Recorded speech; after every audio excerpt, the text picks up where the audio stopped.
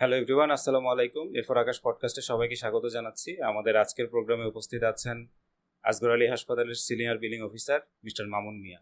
মামুন ভাই কেমন আছেন? আসসালামু আলাইকুম। ওয়ালাইকুম আসসালাম। আলহামদুলিল্লাহ আছি ভালো।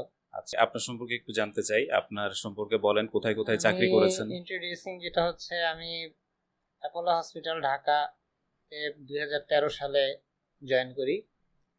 2013 সালের পরে ওখানে 4 বছর অতিবাহিত করে আসগর আলী হসপিটালে 2016 সালের জানুয়ারি মাসে জয়েন করি।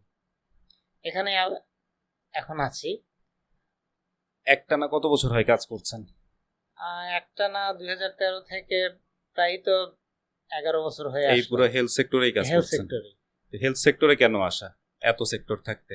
হেলথ সেক্টর আসলে আমি যখন মাস্টার শেষ করি তখন অ্যাপোলো হসপিটালে বললো যে ঠিক আছে, তাহলে আমি এখানে ব্যবস্থা করতেছি। তো ওইভাবেই আমার আশা মূলত।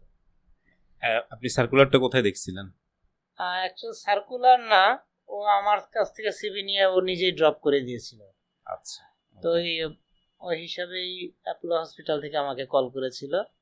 কল থেকেই আমি যে ইন্টারভিউ দেই, ইন্টারভিউর মাধ্যমে আমার সিলেকশন করে, তখন থেকে জব শুরু। এবং এখন যে আসগর আলী হাসপাতালে আছেন ওখানে একদম শুরু থেকেই আছেন বোধহয় হ্যাঁ, হাসপাতালে? ওইখানে একেবারে হসপিটালের যখন ফাউন্ডেশন হয় তখন থেকেই আছে। ওখানে বিলিংটা দেখছেন আর কি। হ্যাঁ, এই billing বিলিং টা ডিপার্টমেন্টটা কোন ডিপার্টমেন্টের আন্ডারে থাকে? অ্যাকাউন্টস এটা এন্ড ফাইনান্স? হচ্ছে অ্যাকাউন্টস এন্ড ফাইন্যান্সের আন্ডারে মূলত। তবে ওইটা কোনো কোনো ক্ষেত্রে দেখা যায় যে ওইটা আলাদা ডিপার্টমেন্ট করে। আচ্ছা, বিলিং ডিপার্টমেন্টটা আলাদা থাকে, ফাইন্যান্স ডিপার্টমেন্টটা আলাদা থাকে। ওকে। তবে কার্যক্রমটা মূলত ফাইন্যান্স ডিপার্টমেন্টের আন্ডারেই।